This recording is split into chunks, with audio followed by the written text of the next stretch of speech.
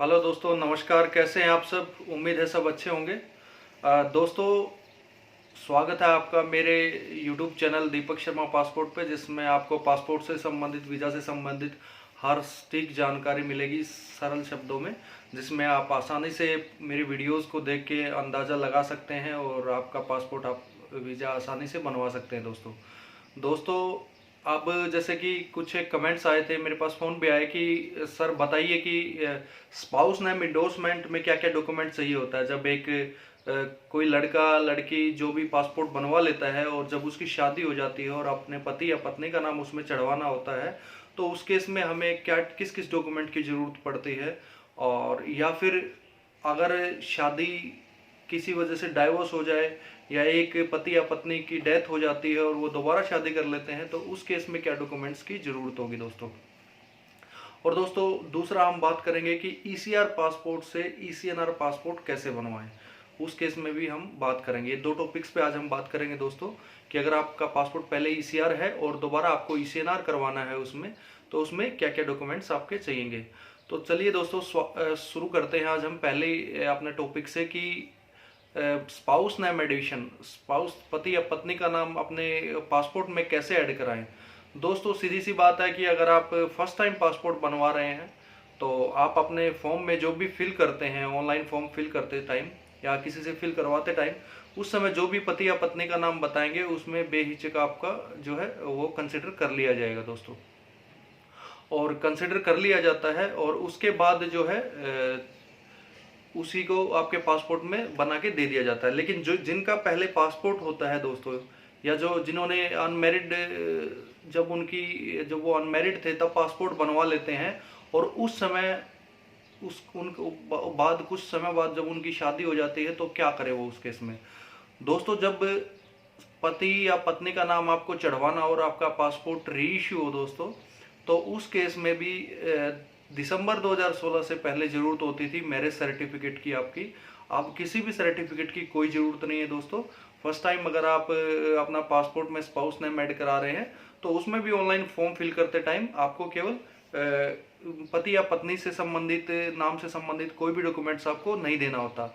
बस इतना ख्याल करना होता है कि आप जब ऑनलाइन फॉर्म फिल करते हैं तो उसमें अपने आप को मैरिड भरिएगा और उस समय अपनी पति या पत्नी का नाम फॉर्म के अंदर फिल जरूर करिएगा दोस्तों, और वही आपको दे दिया जाएगा।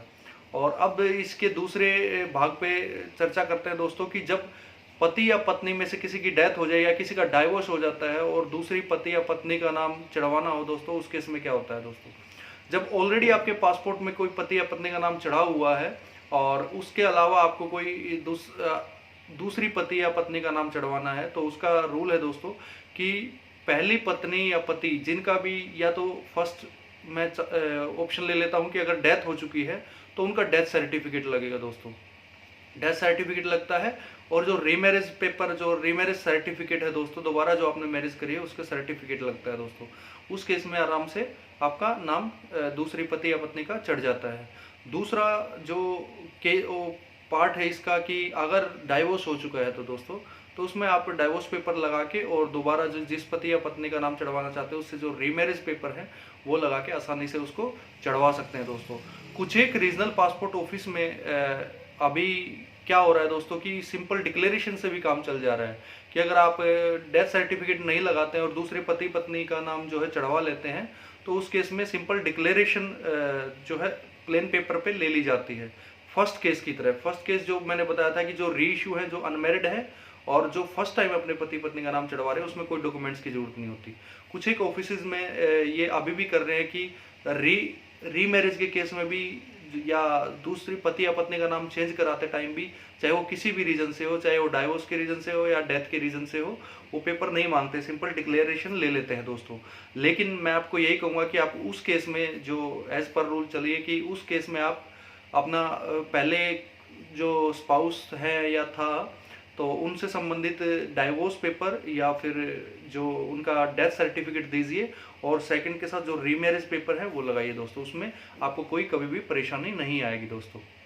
और जो रीमैरिज पेपर होगा दोस्तों, वो जो है मैरिज रजिस्ट्रार से अटेस्टेड होना चाहिए और कोर्ट से अटेस्टेड होना चाहिए दोस्तों। वो तभी कंसिडर होता है, वो तभी माना जाता है। तो ये तो था दोस्तों कि मैरिज के केस में कैसे करें, हम स्पाउस का नाम कैसे चढ़वाएं या कैसे हम रीमैरिज के केस में चढ़वाएं अपना नाम। तो दूसरे टॉपिक पे जो मैं बात करने वाला हूँ वो है ईसीआर से ईसीएनआर का जो पासपोर्ट कैसे बनवाएं दोस्तों। फर्स्ट टाइम इसमें भी दो कंडीशंस हैं दोस्तों कि एक तो आप फर्स्ट टाइम पासपोर्ट बनवा रहे हैं या और आपका पासपोर्ट बनवाते समय जो है आप अपना नाम ईसीएनआर का स्टेटस जो है ले सकते हैं। कैसे दोस्तों, उसके केस में भी दो तीन चीज़ें हैं कि या तो आप कम से कम 10th पास हों दोस्तों। 10th पास मिनिमम एलिजिबिलिटी है सिंपल नागरिक के लिए, जो है भारतीय नागरिकों के लिए, कि 10th पास आपका होना चाहिए। उस समय आपको सर्टिफिकेट लेके आसानी से ईसीएनआर दे दिया जाता है दोस्तों। और अगर उस समय आप पास किसी वजह से आपका सर्टिफिकेट नहीं था और या फिर आप 10th पास नहीं है, तो उसके लिए मैं एक बार कंडीशन बता देता हूँ क्या क्या होती है दोस्तों। या तो आप कोई अगर 10th का सर्टिफिकेट नहीं मिल रहा है तो आप कोई उससे ऊपर भी 12th का, ग्रेजुएशन का, डिग्री का दे सकते हैं दोस्तों।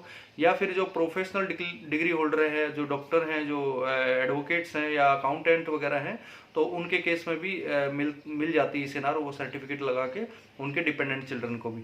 या फिर गजेटेड जो गवर्नमेंट सर्वेंट होते हैं दोस्तों, उनको अपना एनओसी देके उनको मिल जाता है ईसीएनआर।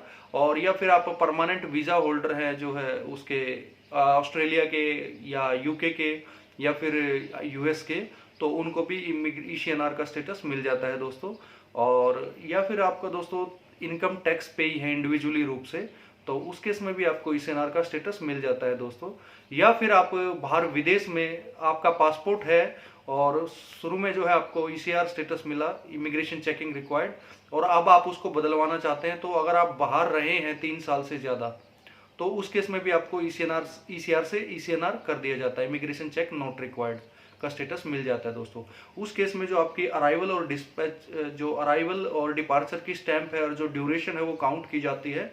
और कई केसेस में कई एक ऑफिसेज क्या करते हैं, उनको जो है सर्टिफाई करने के लिए, उनको जो है एश्योर करने के लिए भेज देते हैं, कि उसको वेरीफाई करवाने के लिए भेज देते हैं। जब तक रिपोर्ट नहीं आती ओके की, तब तक वो स्टेटस जो है नहीं देते हैं। तो दोस्तों मिनिमम कुछ एक चैनल बताते हैं कि 2 साल जो है आपका रहना जरूरी है। ऐसा नहीं है कि आपका मिनिमम 3 साल, या तो वो ब्रेकिंग भी हो सकता है कि आप 6 महीने कभी रहे हो, 1 साल कभी रहे हो, 2 साल कभी रहे हो, ऐसे भी चल जाता है दोस्तों।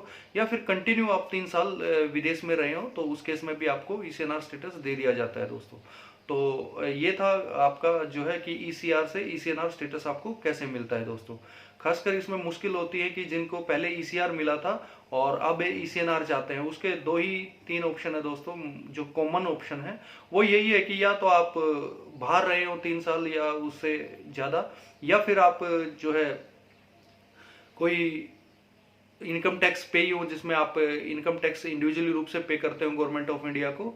और या फिर आपने कई भाई करते हैं कि पासपोर्ट बनवाने के बाद ईसीआर स्टेटस के बाद भी वो जो है उससे NIOS national institute of open schooling से 10th कर लेते हैं, 12th कर लेते हैं, तो वो भी कंसिडर होता है दोस्तों सर्टिफिकेट का। तो ये सबसे थोड़े से आसान तरीके हैं ईसीआर से ईसीएनआर में जाने के दोस्तों उम्मीद है आपको वीडियो पसंद आई होगी। तो वीडियो अगर आपको पसंद आई हो तो जरूर इसको लाइक करिएगा, शेयर करिएगा और चैनल को सब्सक्राइब करना बिल्कुल ना भूलिएगा दोस्तों। एक मेरे पास एक कमेंट्स आया था कि जिसमें बताया गया था कि सर आप बच्चों का फॉर्म कैसे फिल करते हैं, ऑनलाइन फॉर्म, वो आप उस पर थोड़ा सा वीडियो बनाइए। तो मैं आपको बताना चाहता हूं दोस्तों कि फॉर्म फिल करते टाइम जो है मैं इस पे एक स्पेशली वीडियो बनाऊंगा कि जिसमें स्टेप बाय स्टेप आपको जानकारी मिलेगी कि आप फॉर्म कैसे भर सकते हैं, आप बिना साइबर कैफे की मदद के, बिना अपने एक्स्ट्रा पैसे खर्च किए, और उसमें क्या क्या ऑप्शन आपको चूज करना चाहिए और किस किस चीज़ का ध्यान रखना चाहिए। ये बाकायदा मैं आपको सारी वीडियोस में जो है स्टेप बाय स्टेप बताऊंगा दोस्तों, और एक एक कॉलम आपको उसकी जानकारी दूंगा। और उम्मीद है दोस्तों आप मेरे चैनल पे जो है वीडियो जो आती हैं, अपलोड होती हैं, उससे आपको जानकारी अच्छी मिलती होगी और आपको परेशानी जो है पासपोर्ट से संबंधित, वीज़ा से संबंधित, वो कम होती होंगी। और अगर और कोई टॉपिक है आपके पास तो उसके बारे में कमेंट्स में ज़रूर लिखिएगा दोस्तों। इसी के साथ नमस्कार।